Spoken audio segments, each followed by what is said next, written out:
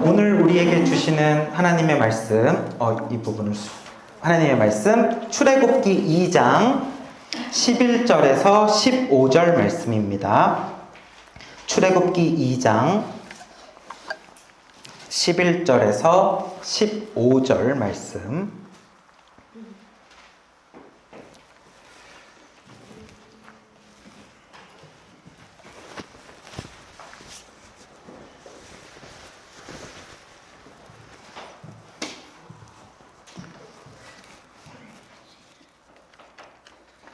출애굽기 2장 11절에서 15절까지 같이 한 목소리로 읽겠습니다. 시작.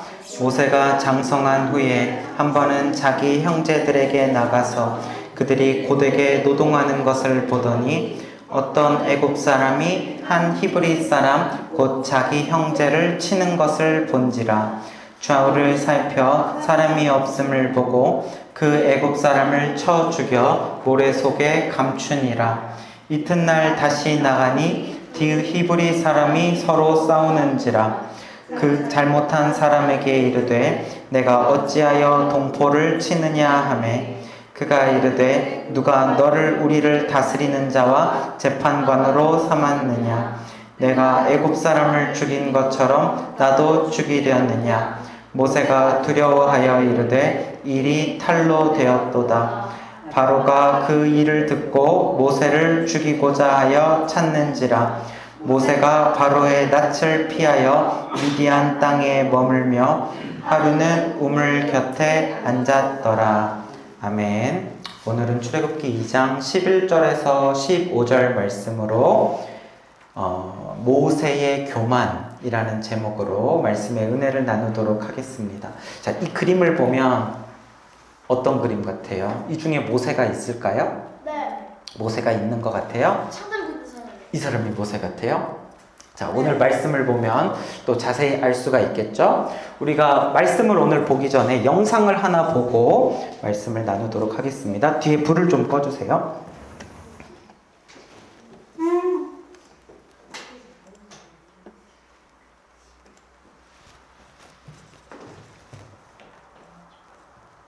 Happy birthday, dear Daddy.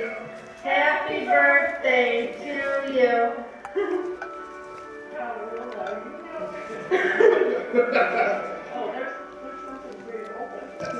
이 아저씨는 66세의 보디빌더인 아저씨인데 생맹이에요. 평생 생맹이고 이 세상을 흑백으로 보면서 살아왔던 아저씨예요.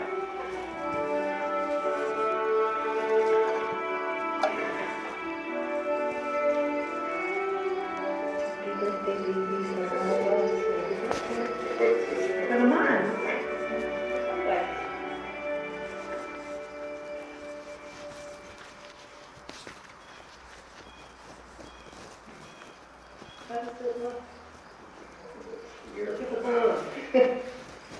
Can you see with our eyes now, baby? What colors you see? You see colors now?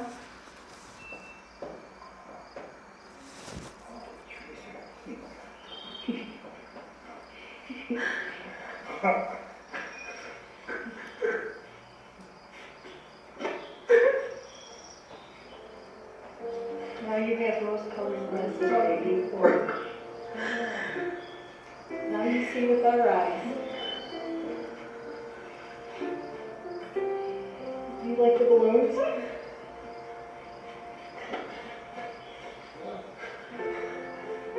Turn around. What about the flowers in the house?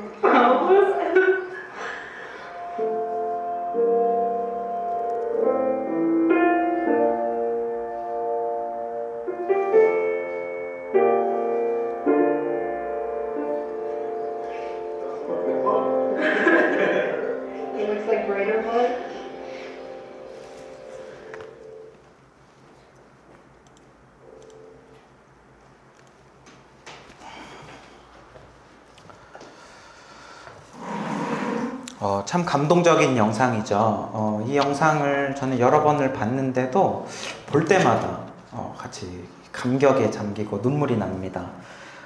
영상에 나온 그 66세의 아버지, 평생을 흑백 세상에 살았어요. 그런데 색깔을 처음 보니까 그 반응이 어때요? 마치 어린아기 같아요. 어쩔 줄 몰라 하면서 막 박수를 치면서 기뻐하고. 근데 딱히 어떤 말을 하지를 못해요. 왜냐면 말을 할 수 없을 정도로 너무나도 놀랍고 너무나도 기쁘고 이전에 보지 못했던 세상을 발견하기 때문이에요. 마지막에 이런 말을 하죠. 나무가 진흙같이 생기지 않았네? 이렇게 말을 하잖아요. 그 말이 충격적입니다. 왜냐면 우리 중에 어느 누구도 나무가 진흙이랑 닮았다고도 생각해 본 적이 없는데, 이게 색깔을 제대로 보지 못하니까 사물을 제대로 인식하지 못하는 거죠.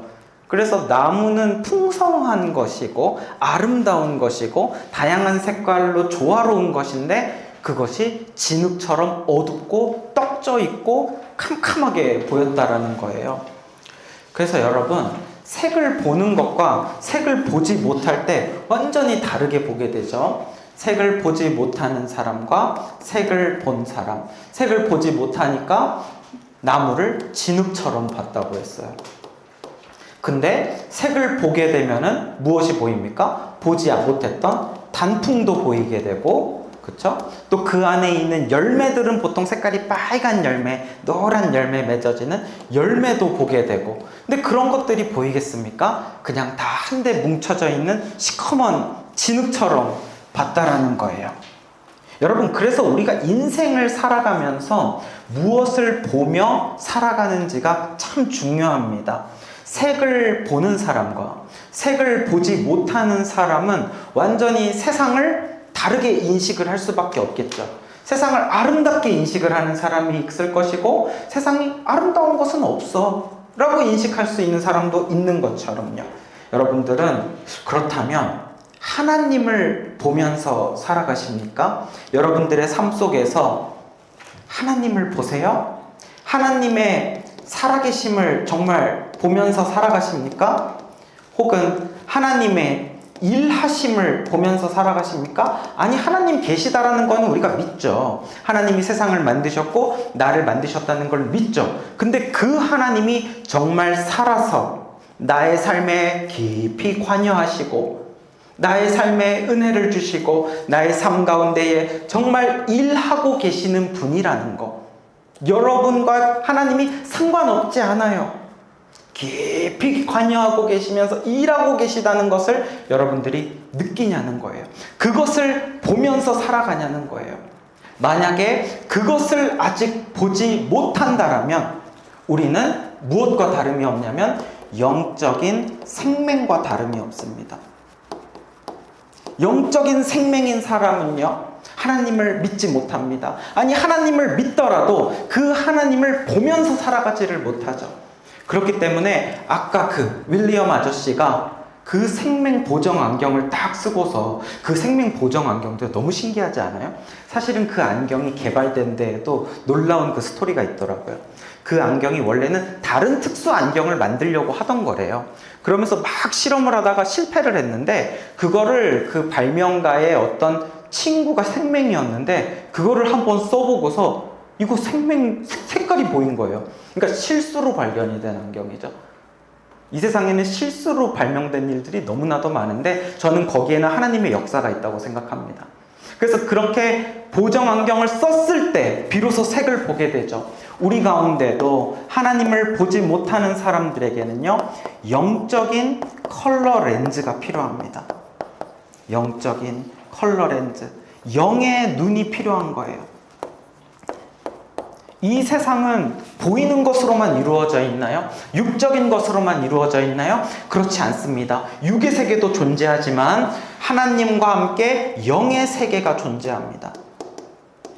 천국이 존재하고 지옥이 존재하고 하나님이 살아계시고 천사가 있습니다. 이러한 것들은 꾸며낸 얘기도 아니고 신화도 아닙니다. 실제이고 우리 가운데 역사하는 능력입니다. 이것을 보면서 살아가는 사람과 보지 못하면서 살아가는 사람은 전혀 다르게 세상을 살아간다라는 거예요.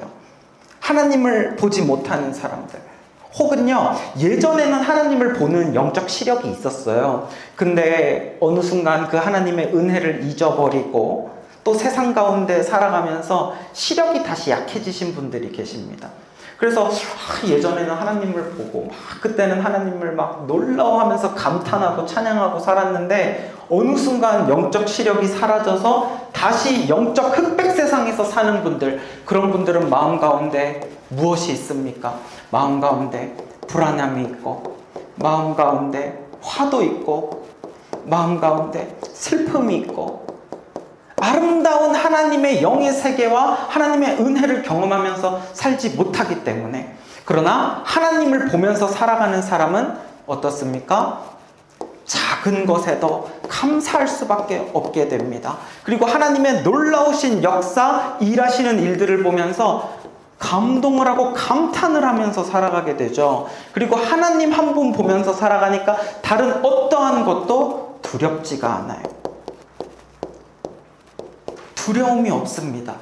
여러분들은 어떻게 살아가십니까? 이번 한 주 동안 살아가실 때 여러분의 이 마음속에 이 감정의 상태는 어느 쪽에 더 가까웠습니까?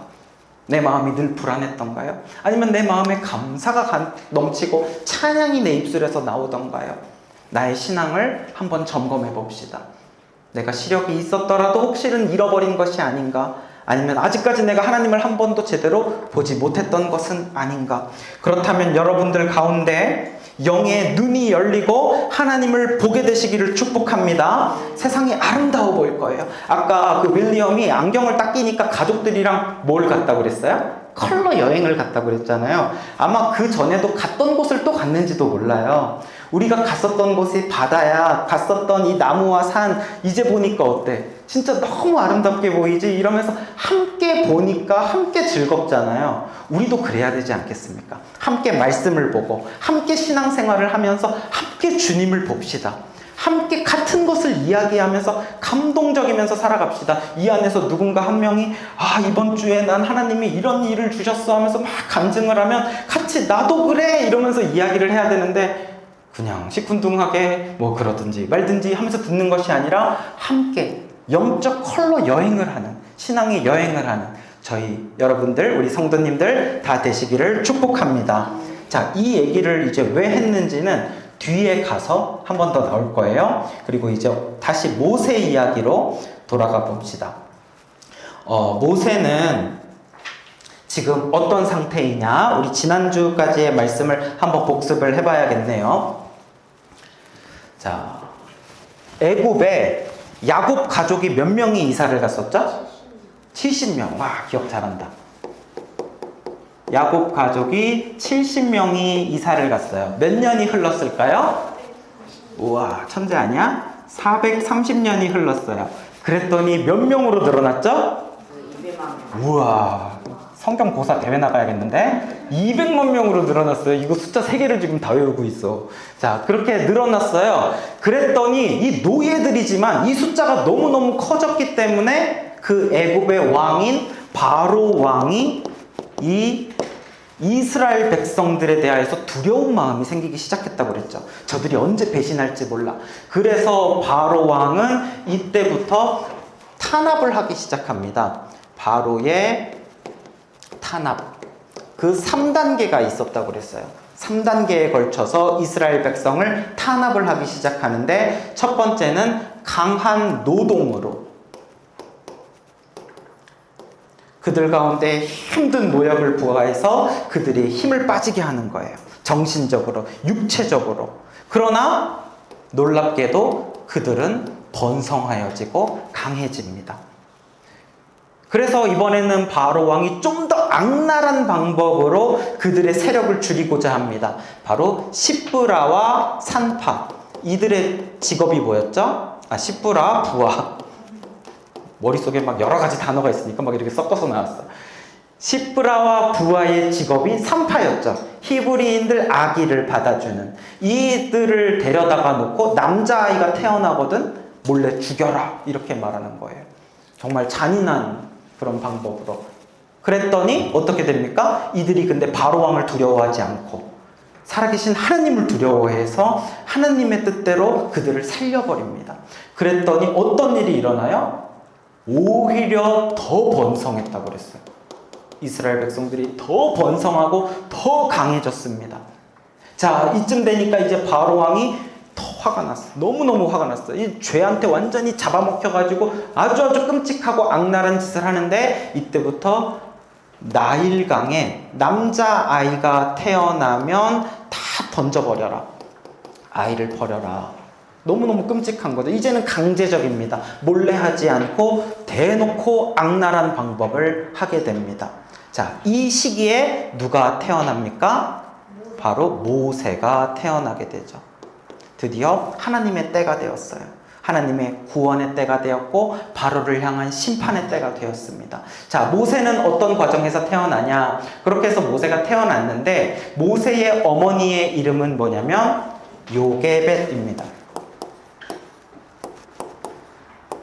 요게벳은 모세를 낳았을 때 하나님으로부터 어떤 말씀을 들었을 것이라고 생각을 해요. 그래서 모세는 특별한 아이고 하나님으로부터 온 아이라는 것을 생각하면서 믿고 그 아이를 숨겨서 키우게 됩니다. 그러다가 3개월 정도 되었을 때 아이가 너무 커서 이제 그 울음소리도 크고 더 이상 숨겨서 이 아이를 키울 수 없게 되자 아이를 어디에다가? 갈대상자에다가 넣고 테바라고 불렀죠. 이것이 히브리어로 테바인데 이 테바는 방주라는 단어와 똑같습니다. 그러니까 방주도 테바고 갈대상자도 테바예요. 근데 이 특징이 뭐라고 그랬어요? 이것은 뭐냐면 어디로 갈지, 언제 도착할지, 누구에게로 갈지, 어떻게 갈지 아무것도 알 수 없는 그냥 상자일 뿐이에요. 배로서의 기능이 전혀 없죠. 나의 의지와 상관이 없습니다. 이것은 철저하게 하나님의 손을 전적으로 믿는 거예요. 하나님께 맡깁니다. 어디로 갈지 모르고 언제 도착할지 모르고 살지도 모르고 죽을지도 몰라요. 그럼에도 불구하고 하나님 손에 맡깁니다. 하나님을 향하여서 기도하는 마음으로, 신뢰하는 마음으로 기다리면서 하나님이 하실 일을 기다리면서 갈대상자에 모세, 아기 모세를 넣고 띄웁니다. 그랬더니 이 갈대상자가 놀랍게도 바로의 궁궐로 들어가게 된단 말이죠. 바로의 궁궐로 들어가서 바로의 딸의 눈에 띄게 됩니다. 바로의 딸이 이 아기를 죽여라 할 수도 있었겠죠. 히브리 아기니까. 그러나 하나님께서 역사하여 주셔서 바로의 딸의 마음에 긍휼의 마음을 주세요. 이 아기가 너무 불쌍해. 키워야겠어. 이 아기를 내가 입양해야겠다. 라는 마음을 어떻게 갑자기 갖습니까? 하나님의 은혜입니다. 그리고 그때 누가 쫓아왔어요? 모세의 누나인 미리암이 쭉 지켜보면서 기도하는 마음으로 기다리면서 이 테바가 가는 곳을 자기의 뜻으로 조종하지 아니하고 하나님의 일하심을 보면서 쫓아갔을 때 어떤 일이 일어납니까? 하나님의 타이밍을 알게 된다고 했죠. 그리고 하나님이 주시는 지혜가 있다고 했어요. 그러니까 이것은 내 뜻대로 조종하고 내가 인도하면 하나님의 타이밍도 알 수 없고 하나님의 지혜도 깨달을 수가 없지만 하나님을 믿으면서 이 테바의 신앙을 가지고 기다리면서 가는 사람에게만 누릴 수 있는 특권이에요. 하나님의 타이밍을 알게 된다는 거. 지혜를 주신다는 거. 그래서 히브리 유모가 필요하시지 않으십니까, 공주님? 이러면서 자신의 어머니를 데려오는 이런 놀라운 지혜를 발휘하게 되죠. 그래서 결국 이 아기 모세는 누구의 손에 키워진다고 그랬어요? 자신의 친모인 요게벳의 손에. 심지어 월급까지 받으면서 그렇게 삭슬 받으면서 아들을 키우게 됩니다. 이제 어느 정도 성장하기 전까지 유모인 그 요게벳의 손에 키워지게 되니까 그 기간 동안에 모세는 어머니로부터 자신이 그냥 평범한 애국 사람이 아니라 히브리인이라는 것, 이스라엘 민족으로서의 하나님의 백성으로서의 정체성을 가지고 있다라는 어머니로부터의 교육을 받게 됩니다. 그리고 아마도 너는 하나님으로부터 온 특별한 아이야. 너에게는 구원의 사명이 있어. 이런 이야기를 했는지도 모르겠어요. 자, 그리고 나서 이제 모세가 어느 정도 커서 애굽 궁궐에 들어가서 공주의 손에 다시 맡겨지게 되죠. 그리고 이제 공주의 손에 다시 키워지게 됩니다. 당시에 최고의 나라였던 이집트에서 최고의 궁궐에서 화려한 생활을 하고 최고 엘리트 교육을 받으면서 하나님은 구원의 도구로 모세를 이렇게 키워가고 계시는 거예요. 자, 이제 그렇게 했을 때 이제 오늘 이야기가 여기에서 이제 시작이 됩니다. 애굽의 왕자로서 생활을 하던 모세. 근데 모세도요, 처음부터 믿음의 사람은 아니었어요.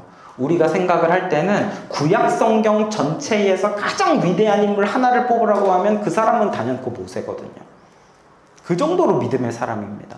그 정도로 위대한 사람입니다. 그런데도 모세는 처음부터 위대한 인물이 아니었다라는 거예요. 다듬어지지 않았던 인물이고, 모세도요, 하나님을 머리로는 알지만 하나님을 영의 눈으로 보지 못하던 모세에게도 흑백 세상에 살던 때가 있었다라는 거예요. 자, 오늘 말씀 우리 이제 한번 읽어봅시다. 11절 12절 시작. 모세가 장성한 후에 한 번은 자기 형제들에게 나가서 어떤 애굽 사람이 한 히브리 사람 곧 자기 형제를 치는 것을 본지라. 좌우를 살펴 사람이 없음을 보고 그 애굽 사람을 쳐 죽여 모래 속에 감추니라. 모세가 이제 장성한 후 성인이 됐습니다. 컸어요. 근데 그때 어떤 것을 보았냐면 자기 형제들, 그러니까 히브리 노예들이 고되게 노동하는 현장에 나가보게 되었습니다. 그때 어떤 사람이요? 애굽 사람이 히브리 사람을 어떻게 했대요? 치는 것을 봤대요. 근데 그 히브리 사람을 뭐라고 표현하고 있습니까? 자기 형제라고 표현을 하고 있죠. 자, 이제 그림을 놓고 다시 봅시다. 자, 이 사람이 누구예요? 모세입니다. 바로 왕이 아니고 모세. 제가 이거 설교 준비하면서 그림을 그리고 있을 때 소망이가 와서 누구냐고 그랬어요. 그래가지고 제가 설교 준비하는 거를 몰래 이렇게 스포하고 볼 수 있는 사람이 소망인데, 보더니 모세라고 그랬더니 모세 아닌 것 같다는 거예요. 그러니까 우리가 머릿속으로 알고 있는 모세 이미지랑 다르죠. 오히려 뭐 총리 요셉 이미지에 좀 더 가까운데, 모세도 이 시절이 있었다는 거예요. 성경에 이 시절에 대한 내용이 길지 않게 나와서 그렇지만 모세도 이렇게 애굽의 왕자였던 시절이 있습니다. 아마 이 그림은 이번 주랑 아마 다음 주까지만 모세가 이런 모습으로 나올 거예요. 자, 모세가 무엇을 봤습니까? 애굽인이 누구를 때리는 거예요? 히브리 노예죠. 히브리인을 때리는데, 이 히브리인을 뭐라고 했냐면, 아까 뭐라고 불렀다고요? 자기 형제. 그러니까 모세는요, 지금 누가 봐도 애굽 사람이죠. 누가 봐도 애굽 사람이고 애굽 사람 중에 애굽 사람이죠. 왜냐면은 왕자로 살아가고 있으니까. 그럼에도 불구하고 애굽 교육을 다 받고 자랐음에도 불구하고 자기 안에는, 이 마음속에는 무엇이 있어요? 나는 히브리 사람이다라는 생각이 강하게 있기 때문에 이 사람이 자기 형제예요. 이 사람이 자기 형제가 아니라. 그래서 가뜩이나 지금 고된 노동을 하고 있죠. 고된 노동을 하느라고 힘든데 여기에서 지금 때리기까지 하는 거예요. 학대까지 하고 있는 모습을 보게 됩니다. 이 모습을 보면서 지금 모세의 표정을 보세요. 어떻게 생각합니까? 화가 나요. 너무 화가 나는 거예요. 화가 나고 이것은 부당하다고 느낍니다. 그리고 저 히브리 자기 형제가 긍휼을 여기는 마음을 생깁니다. 이 마음속에 불쌍하잖아요. 내 형제가 저렇게 당하고 있는 모습이. 그래가지고 어떻게 하냐면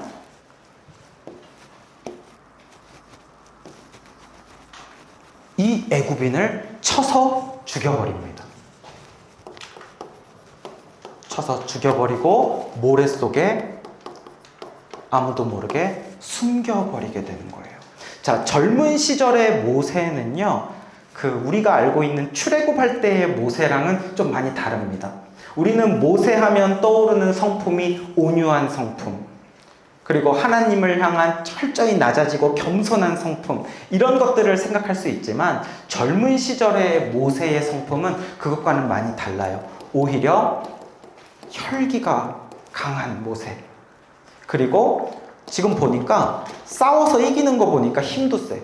제가 볼 때는 일반적인 사람들이랑은 다르게 이 애국 왕자로서 궁궐에서 자라면서 최고 엘리트 교육을 받을 때 군사훈련도 받았을 거 아니에요. 그런 여러 가지 훈련들을 받으면서 아마 싸우는 수준도 일반 사람들이랑은 달랐을 거라고 생각해요. 그 좋은 건 먹고 자라서 힘도 세고, 그래서 혈기도 있고 힘도 세고, 그러니까 저것쯤은 내가 그냥 죽일 수 있어 라고 하는 자신감까지 있는 상태죠. 자신감도 높아요. 이게 젊은 시절의 모세의 모습인 거예요. 내가 하려고 마음만 먹으면 뭐든지 다 할 수 있어. 힘도 있어. 근데 욱하는 성격도 있어요. 혈기가 있어요. 그래가지고 사람을 그 자리에서 죽이게 되는 일을 하게 되는 것이죠. 그러고 나서 이 모세는 사람을 이렇게 죽인 다음에 몰래 감춘 다음에 어떤 생각을 했을까요? 막 죄책감을 느꼈을까요? 아, 이제 사람을 죽였는데 들키면 어떡하지? 하고 막 조바심을 느꼈을까요? 그러지 않았던 것 같아요. 모세가 얼마나 자신감이 있었는지 이런 일이 있고 나서 그 다음날 또 현장에 가게 되고 이번에도 이런 그들의 일 가운데 개입을 하게 되는 것을 보면은 모세는 어떤 죄책감을 느낀 것이 아니라 오히려 이 일을 통하여서 자신의 자신감이 충전된 느낌입니다. 그래서 내가 내 힘으로 어떻게 우리 히브리 동족들을 구했다 하면서 오히려 의미 있는 일을 했다, 가치 있는 일을 했다. 아, 내가 이렇게 우리 동족들을 위해서 도울 수 있구나, 앞으로도 이런 일을 해야겠다, 이런 마음을 느낀 것 같아요. 자, 그래서 이튿날, 자, 한번 봅시다. 13절, 14절. 시작. 이튿날 다시 나가니 두 히브리 사람이 서로 싸우는지라. 그 잘못한 사람에게 이르되 내가 어찌하여 동포를 치느냐 하매 그가 이르되 누가 우리를 다스리는 자와 재판관으로 삼았느냐. 애국 사람을 죽인 것처럼 나도 죽이려느냐. 끝까지 안. 모세가 두려워하여 이르되 일이 탈로 되었도다. 아멘. 이튿날, 다음 날이죠. 다음 날 모세는 또 그 노동 현장에 나갔습니다. 나갔는데 이번에는 어떤 일이냐면, 어제는 애굽인이 히브리인을 때리는 일이었다면 이번에는요, 두 히브리인, 그러니까 둘 다 자기 형제들인 거죠. 자기 동포들인 거예요. 두 히브리인이 서로 치고받고 싸우고 있는 거예요. 그러니까 이 모습을 보면서 모세는 어제도 이 형제들을 위한 일을 했는데 오늘도 내가 여기에서 좀 도와줘야겠다라고 생각을 하면서 이들 가운데 개입을 하게 됩니다. 그래서 너희들 왜 동포끼리, 같은 민족끼리 싸우냐 라고 이들한테 이야기를 합니다. 싸우지 말라는 거죠. 그러니까 이렇게 말을 하는 어떤 의도는 뭘까요? 그 안에 있는 동기는 뭐겠습니까? 이들을 돕고 싶은 거예요. 자신의 형제들을 도움을 주고 싶은 겁니다. 이들의 싸움을 중재하고 싶은 겁니다. 그래서 이들이 가지고 있는 어떤 이런 어려움 상태나 갈등 상태를 도와주려고 했었을 거예요. 그죠? 그런데 도와주려고 했었는데 오히려 모세가 궁지에 몰리게 돼요. 이 사람들이요, 싸우다가 아니 너가 뭔데 끼어들어? 너가 우리의 재판관이라도 돼? 라고 이야기를 하는 거죠. 그러면서 너 어제 사람 죽인 것처럼 이제는 우리도 죽이려고? 라고까지 이야기를 하는 거예요. 그래서 모세는 깜짝 놀랐습니다. 아무도 없는 곳에서 모르게 죽이고 모르게 숨겼다고 생각을 했는데, 아니, 전혀 상관없는 다른 사람이 와서 그것을 알고 있어요. 이거는 뭐예요? 그 죽이는 현장 누군가가 보았고 이미 소문이 다 난 거예요. 모세는 마음 가운데 두려움이 생겼습니다. 아, 일이 탈로 났구나. 이미 이제 사람들에게 알려졌구나. 소문이 나는 것은 순식간이겠구나. 모세는 마음 가운데 두려움이 생기기 시작했습니다. 이 부분에서 우리가 발견할 수 있는 중요한 사실이 하나 있는데요. 모세가요, 이스라엘 백성들을 돕고자 했잖아요. 근데 여기에서 모세는요, 철저하게 내 힘으로, 내 능력으로, 내가 가지고 있는 어떤 왕자라는 지위, 그리고 내가 가진 배운 지혜들, 이러한 것들을 이용해서 어떻게 하고 싶었던 거예요? 이스라엘 민족을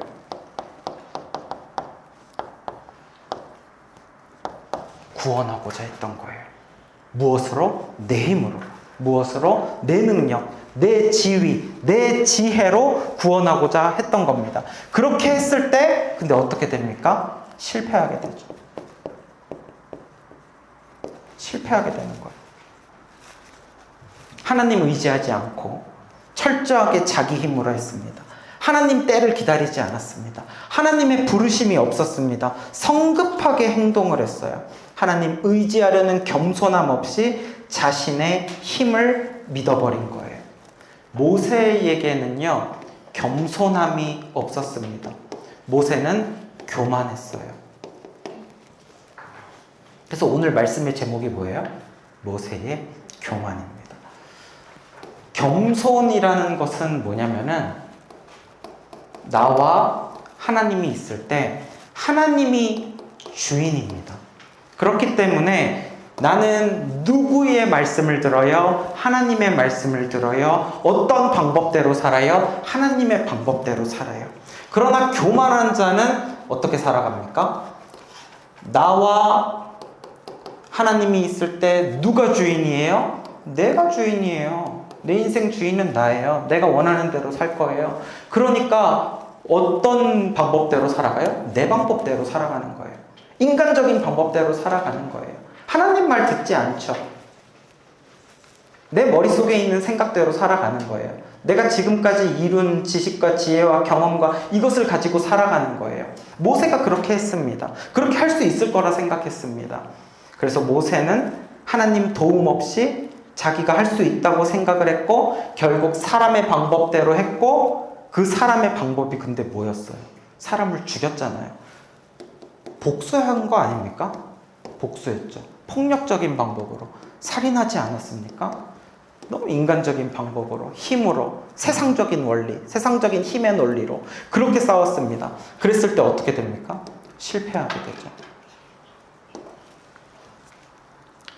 그래서 여러분, 교만이라는 것은 굉장히 무서운 죄입니다. 겸손하지 않은 교만. 교만은 언제나 하나님의 방법이 아니라 내 방법이 더 옳다고 생각을 해요. 교만은 언제나 하나님의 말씀이 들어오더라도 튕겨냅니다. 내 안에 교만함이 가득하여 말씀이 심겨지지가 않습니다. 죄의 시작이 어떤 죄였습니까? 교만의 죄였습니다.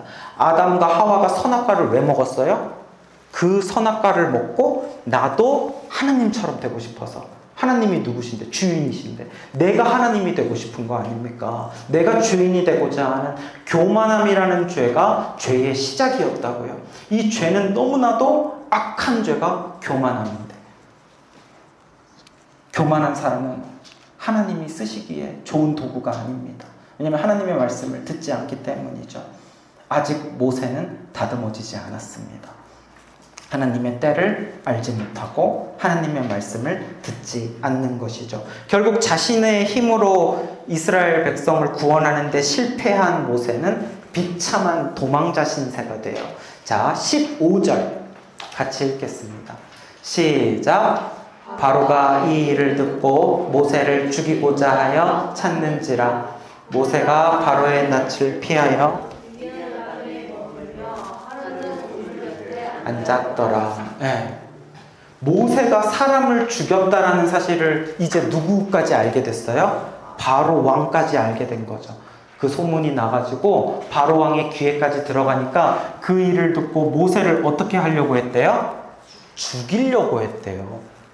저는 근데 그래도 그 애굽의 일꾼 한 명 죽인 건데 그것 가지고 왕자를 죽인다? 이거 너무 무자비한 거 아닌가? 라고 생각을 할 수가 있겠지만 사실은 그렇지가 않습니다.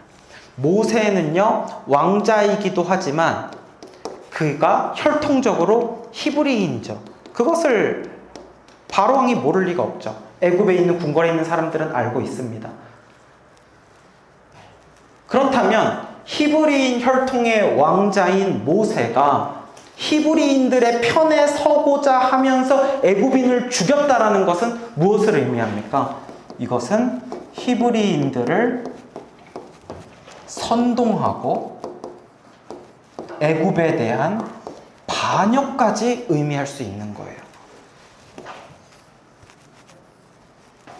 이것은 가뜩이나 히브리인들이 점점 번성하고 강해지는 것을 두려워하고 이것을 막고자 탄압을 하고 있는 바로 왕에게 있어서는 무서운 일이죠. 아니, 감히 궁궐에 있는 왕자가 노예 편을 들어? 이것은 큰 무서운 일인 거예요. 그러니까 바로는 이 이야기를 듣고 당장 저 반역을 선동하는 자를 죽여라라고 이야기를 하는 거예요. 그 이야기를 들었을 때 모세는 바로가 두려워서 어떻게 했대요? 바로의 낯을 피하여서 어떤 땅으로 갔대요? 미디안 땅으로 갔다고 합니다. 자, 지도를 한번 봅시다. 지도 조금 오랜만에 봤네요. 자, 여기가 가나안 땅입니다. 가나안 땅에서 야곱 가족이 몇 명이 이사를 갔어요? 70명이 이사를 갔어요. 이사 간 곳이 바로 여기 애굽입니다. 애굽에서 430년을 살고 모세가 태어났고 모세가 사람을 죽이고 이제 도망을 갑니다. 도망을 가는데 이 광야로 도망을 가는데 광야 중에서도 멀고 먼 바로 여기 미디안 광야라는 곳까지 도망을 갑니다. 여기까지 도망오면 나를 잡으러 오지 못하겠지? 미디안 광야까지 도망을 가게 되고 모세는 바로 이 미디안이라는 곳에서 앞으로 40년을 더 살게 됩니다. 그러니까 미디안 광야에서 할아버지 될 때까지 이제 살게 되는 거예요. 화려한 왕궁 생활에서 왕자로 살고 있던 모세 아니에요? 왕자였어요. 근데 하루아침에 반역자가 되어버렸습니다. 하루아침에 도망자 신세가 되어버렸어요. 그의 삶은 영광스러운 삶이었고 자신감 넘치는 삶이었지만 하루아침에 모든 것을 다 잃어버렸습니다. 이제는 잡히기만 하면 죽을 수 있는 반역 수배령이 내려진 가장 비참한 인생으로 되어버렸습니다. 모세가 왜 이렇게 그 신세가 전락해버렸을까요? 여러 가지 이유가 있지만 오늘 말씀 중에서 그 찾을 수 있는 중요한 근거가 하나 있어요. 눈에 띄는 문장. 우리가 쓱 하고 지나갔었는데 12절 말씀을 다시 한번 읽어봅시다. 시작. 좌우를 살펴 사람이 없음을 보고 그 애굽 사람을 쳐 죽여 모래 속에 감추니라. 애굽 사람을 쳐 죽여서 모래 속에 감췄는데 그 전에 했던 행동이 하나 있습니다. 무엇을 살폈대요? 좌우를 살폈어요. 누가 없는 것을 봤어요? 사람이 없음을 보았어요. 그리고 어디에 감췄어요? 모래 속에 감췄습니다. 모세는 사람을 죽이기 전에 그가 했던 행동은 뭐냐면 좌우를 살펴서 사람이 있는지 없는지를 봤다라는 거예요. 그리고 사람이 볼 수 없는 모래 속에다가 그 시신을 감추었다라는 거예요. 그러면 모세가 의식하면서 살아가는 것은 무엇입니까? 모세가 의식을 하는, 모세가 두려워하는, 모세의 두려움의 대상이 뭐냐는 거예요. 바로 사람입니다. 모세는 사람을 두려워합니다. 사람이 보지 않는 곳에서 살인을 저지릅니다. 그리고 나서 들통이 났어요. 누구에게? 사람들에게 들통이 났죠. 그리고 그 사람들의 왕인 바로 왕이 자기를 죽이려고 하니까 두려워서 누구의 낯을 피해서 또 도망갑니까? 바로의 낯을 피해서 도망갔다고 했죠. 모세가 두려워하는 것은 사람이고 바로이고 죽음이고 모세가 두려워하는 것은 그러한 거예요. 모세는요 아직 무엇을 갖지 못했냐면 믿음의 눈을 갖지 못했어요. 영의 눈이 아직 없었다고요. 그는 하나님이 살아계신 것을 알고 있습니다. 자신이 하나님의 백성인 것도 알고 있어요. 그러나 하나님을 보지 않고 사람을 보면서 살았다는 것을 알게 되죠. 자, 여기서 제가 이렇게 표현을 해볼게요. 사람은 눈에 보이죠. 눈에 보이는 사람을 의식하고 사람을 두려워하면서 삽니다. 자, 요거는 눈 감은 걸 이렇게 표현해 볼게요. 눈에 보이지 않는 하나님에 대하여서는 신경 쓰지 않아요. 그의 스토리에 하나님이 등장하지 않습니다.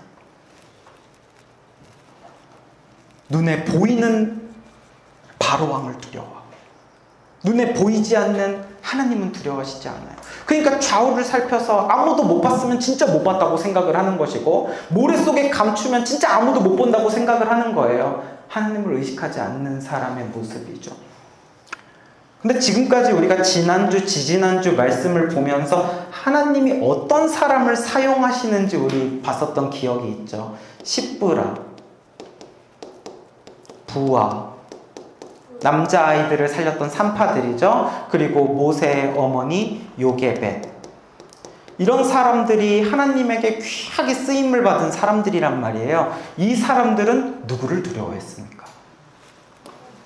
하나님을 두려워했어요. 바로를 두려워하지 않았습니다. 바로가 자신들을 죽일 수 있는 것을 알면서도 바로를 두려워하지 않았어요. 죽음조차 두려워하지 않고 하나님을 두려워했어요. 그것을 뭐라고 그랬어요? 거룩한 두려움, 경외라고 이야기를 했었죠. 하나님을 경외했습니다.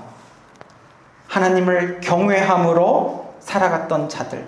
그렇기 때문에 이들은요, 하나님이 철저히 자신의 삶의 주인이시고 하나님이 진정한 왕이세요.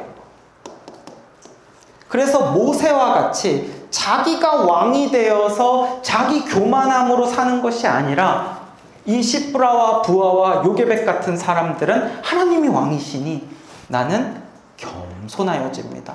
하나님의 말씀에 순종하면서 살아가는 자들이 되는 거예요. 아직 모세는요, 그러지 못하고 있습니다. 젊은 시절의 모세는 아직 영적인 흑백 세상에 살고 있어요. 흑백 세상에 살고 있고 영적인 맹인의 모습이에요. 영적인 맹인, 영적인 생맹. 그래서 하나님을 보지 못해요. 하나님을 의식하지 않고 사람을 더 의식하죠. 하나님의 방법으로 살지 않아요. 사람의 방법으로 사는 거예요. 그래서 지금 딱 보세요. 모세가 혈기가 강했다고 그랬고 힘이 강했다고 그랬고 자신이 왕자로서 가지고 있는 것을 막 갖고 있을 때는 교만했어요.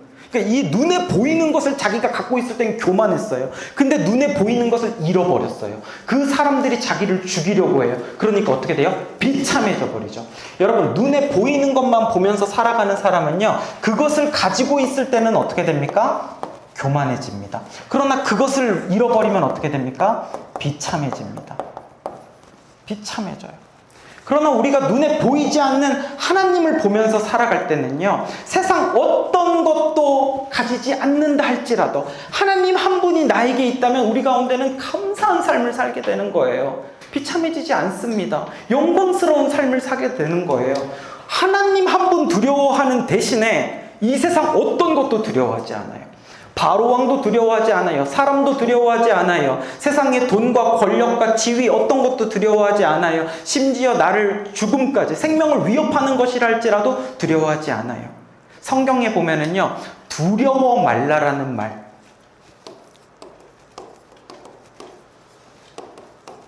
두려워 말라라는 말이 성경에 몇 번이 나오는지 아세요?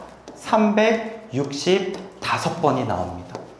그래서 어떤 목사님은 1년 365일 동안 하루도 빠짐없이 두려워하지 말라는 하나님의 뜻입니다. 뭐 그렇게 해석할 수도 있겠죠. 하나님께서는 우리가 두려워하지 말라고 두려워하지 않기를 원하세요. 이 세상의 것들에 대하여서, 눈에 보이는 것들에 대하여서, 사람과 돈과 권력과 세상 사람들이 쫓는 세상적인 가치들, 그러한 것들이 좀 있고 없고 그런 걸로 두려워하지 말라는 거예요. 어떻게 할 때 그럴 수 있습니까? 오직 한 분, 하나님을 경외하며 살아갈 때 우리는 세상의 것에 대하여서 두려워하지 않게 됩니다. 사랑하는 여러분, 여러분들은 어떻습니까? 좌우를 살펴서 사람들이 내 주변에 없으면, 모세처럼 딱 살펴봤는데 주변에 사람이 없으면 그때는 좀 더 수월하게 죄를 짓고, 사람들이 있으면 조금 의식해서 그때는 죄를 덜 짓고, 혹시 그런 모습이 여러분들 가운데 있지는 않습니까? 눈에 보이는 것만 보고 사는 사람들은 그것이 있을 땐 교만해진다고 그랬죠? 없을 땐 비참해집니다. 그것들만 쫓으면서 육적인 방법으로 살다가 힘의 논리로, 세상적인 논리로 살다가 모세처럼 되는 거예요. 모세는 하나님의 귀한 종입니다. 모세가 가지고 있는 이 안에 있는 혈기와 이 안에 있는 자신감과 그 용기도 하나님께서 잘 다듬어서 사용하실 거예요. 그래서 이때에는 모세에게도 힘든 시기예요. 그래서 모세가 이제 하나님의 인도하심으로 광야로 이제 가게 되는 거예요. 그래서 다음 주부터는 모세에서 광야의 삶이 시작되고 하나님이 광야에서 모세를 다듬어 가십니다. 우리가 도구로 쓰려고 해도요, 이 마이크가 만약에 한 1,000,000원짜리 마이크라고 해봐요. 너무 좋은 마이크잖아요. 그러면 막 소리도 막 엄청 멋있게 나고 좋은 마이크. 근데 이 마이크가 만약에 무게가 한 100kg쯤 나가. 들 수가 없어. 그러면 이 마이크를 누가 사용하겠습니까? 사용할 수가 없죠.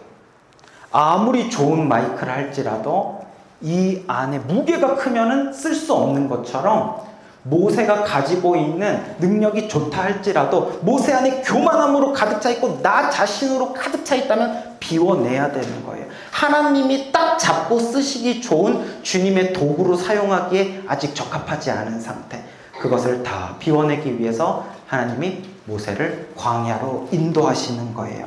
사랑하는 여러분, 하나님을 바라보는 영적 컬러 렌즈를 끼고 하나님을 보면서 살아가시기 바랍니다. 하나님을 의식하면서 살아가시고 하나님의 살아계심, 하나님의 일하심을 보면서 살아갈 때 우리 안에 감사가 회복될 줄 믿습니다. 두려움은 사라지고 감탄이 넘치고 찬송이 넘치는 여러분들 다 되시기를 바랍니다.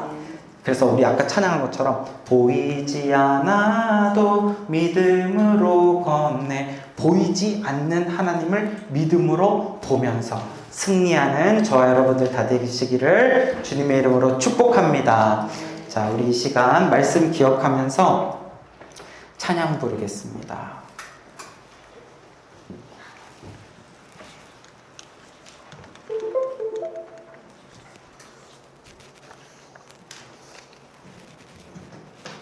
주의 보좌로 나아갑니다. 같이 찬양할게요.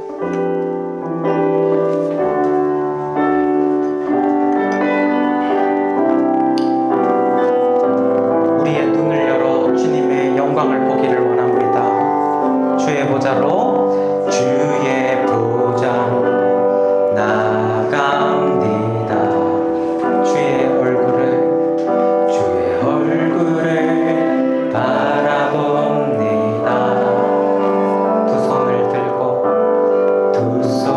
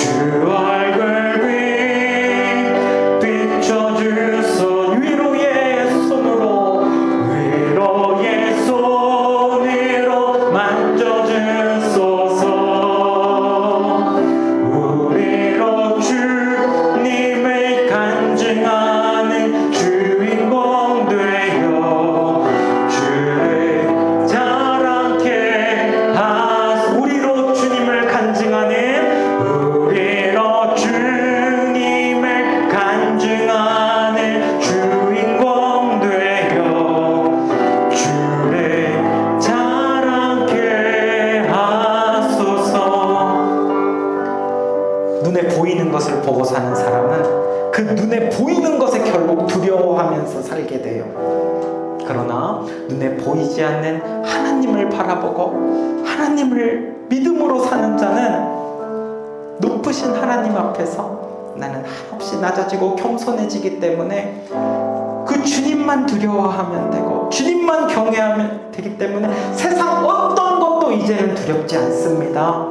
사람도 돈도 권력도 힘도 세상 어떤 것도 죽음조차도 두려워하지 않게 됩니다. 그러므로 하나님 아버지, 우리 가운데 영적인 눈을 회복시켜 주옵소서. 이제는 영적인 컬러 렌즈를 끼고 하나님을 보면서 하나님의 살아계심을 보면서 하나님의 일하심을 보면서 살아가는 자들 되게 하여 주옵소서. 세상을 의식하지 아니하고 하나님을 의식하면서 살아갈 때 우리 가운데 불안은 사라지고 두려움은 사라지고 감사와 감격과 주님을 향한 감탄과 찬송이 있는 삶을 살게 하여 주시옵소서. 우리 말씀을 기억하면서 주여 한번 부르짖고 같이 기도하겠습니다.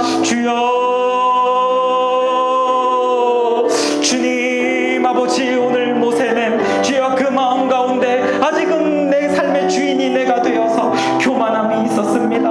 그 교만함으로 말미암아 영의 눈이 열리지 않았고 주여 눈에 보이지 않는 하나님을 의식하지 아니하고 눈에 보이는 사람만 생각하면서 살아가고 사람을 의식하면서 살아가고 바로왕을 의식하면서 살아갈 때 그의 삶은 교만하여졌고 그것이 사라졌을 때는 비참한 삶이 되었습니다. 주여, 우리의 모습 가운데 그런 교만한 아직 다듬어지지 않은 모세의 모습이 있지는 않은지 주여 돌아보게 됩니다. 주여, 주님이 사용하시기 좋은 주님의 겸손한 도구가 되게 하여 주시옵소서. 십보라처럼 부하처럼 요게벳처럼 주여 보이는 사람을 두려워하는 것이 아니라 보이지 않는 여호와 하나님을 경외하게 하옵소서. 하나님만이 나의 주인이 되게 하여 주시옵소서. 하나님을 보며 살게 하여 주시옵소서. 하나님을 의식하며 살아가게 하여 주시옵소서. 하나님 앞에 겸손하게 살게 하시고 하나님의 은혜 속에 감사 넘치는 삶을 살아가는 자들이 다 되게 하여 주시옵소서.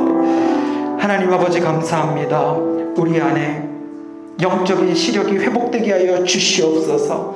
하나님을 바라보게 하여 주시옵소서. 하나님을 보지 못하는 혹시 영적 생명이 되어서 이 세상을 두려워하며 세상 가운데 불안과 공포로 살아가는 자들이 있다면 그 영의 눈을 열어 주시옵소서. 하나님을 보게 하여 주시옵소서. 하나님 한 분 경외할 때 세상 어떤 것도 두려워하지 않게 하여 주시옵소서. 하나님의 일하심과 살아계심을 보며 살아갈 때 주님이 하시는 모든 일들 통하여 내 안에 감사가 넘치고 기쁨이 넘치며 행복한 신앙생활을 할 수 있는 복된 그리스도인, 복된 주의 자녀들로 살아가게 하여 주시옵소서. 감사드리며 이 모든 말씀 예수님의 이름으로 기도합니다. 아멘. 이제는 예수 그리스도의 은혜와 하나님 아버지의 사랑과 성령님의 교통하심이 영의 눈이 회복되어 하나님의 살아계심을 바라보며 하나님의 은혜 속에서 감사와 기쁨이 넘치는 삶을 살기를 소망하는 예배자들의 머리 위에 영원토록 함께 있을지어다. 아멘.